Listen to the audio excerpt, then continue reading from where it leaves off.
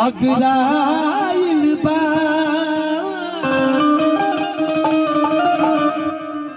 कि एहे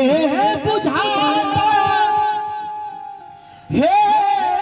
धरती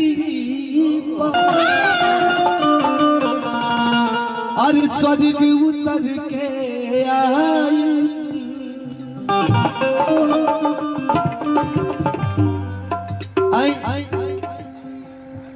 बोल नहीं पूरा प्यार सुना पहली बार तो बोला ना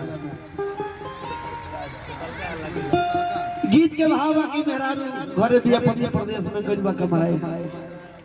अन्नी होरा करके निवेदन करते कि जी रहुआ गइल बने दूर देश हमरा के छोड़ के कमाए हां आ कहिया ले आए धीरे धीरे मौसम बीतत जाता हां आए आपके पैसे लौकत बाकी कुछ लौकत बा ना हां कहत है मेहरारू हां हाय पैसा वाह कहत है मेहरारू कि तू चल गईला भुला गईला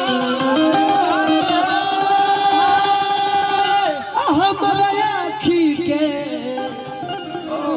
आज झुलुहा झुला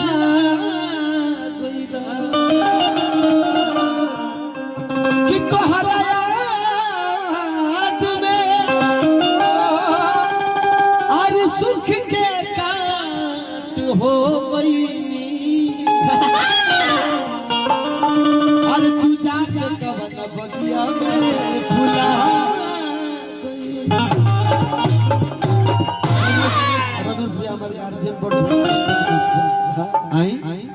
बहुत बहुत मंच के माध्यम से स्वागत। क्या बात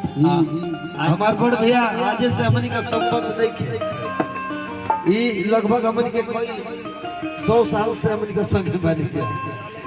भैया के बहुत बहुत स्वागत बा मंच के माध्यम से भैया के हम माला